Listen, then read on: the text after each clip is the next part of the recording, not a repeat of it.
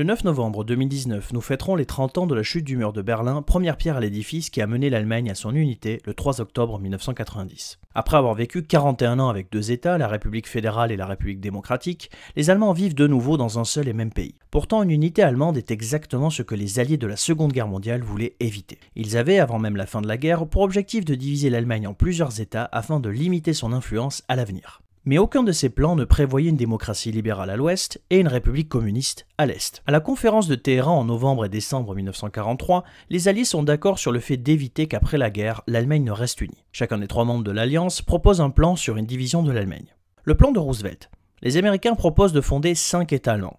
La Prusse, Hanovre et l'Allemagne du Nord, la Saxe, la Hesse et un État au sud formé de Bavière, Bade et Wurtemberg. S'ajoute à cela que Kiel, le canal de la mer du Nord à la mer Baltique, Hambourg, la Ruhr et la Sarre seraient placés sous contrôle international. Le plan de Churchill.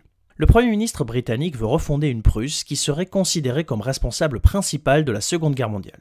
La Saxe, la Bavière, le Palatinat, le Bade et le Wurtemberg deviennent indépendants et forment l'Alliance du Danube. Staline n'avait pas de réel plan, mais ceux de Roosevelt et Churchill ne lui convenaient pas totalement. Pour lui, les Allemands étaient tous dangereux et le plan du président américain était le minimum. Il voulait voir l'Allemagne divisée en le plus de morceaux possible. En 1944, le ministre américain des Finances Henry Morgenthau suggère sa proposition pour une refondation allemande qui est assez extrême. L'Allemagne devait être divisée en deux, mais pas d'est en ouest, mais en nord-sud, avec un État protestant au nord et un État catholique au sud. Ces deux Allemagnes devaient devenir des pays purement agraires, alors que la région de la Ruhr et d'autres territoires au nord de l'Allemagne devaient être placés sous contrôle international et voir leur industrie complètement détruite. C'est face à une forte opposition dans son propre gouvernement et dans la population américaine que Roosevelt dut refuser le plan de son ministre. C'est finalement le 12 septembre 1944, avec le protocole de Londres, qu'est décidé pour la première fois une division allemande en zone d'occupation. L'Allemagne devait être divisée en 3 zones avec le même nombre d'habitants et d'après les frontières de 1937,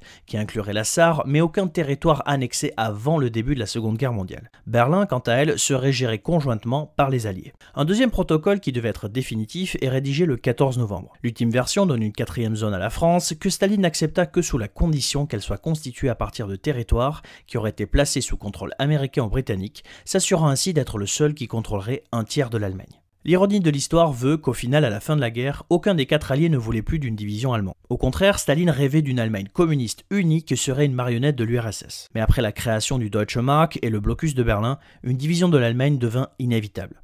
Mais ça, c'est une histoire pour un autre jour. Bis bald!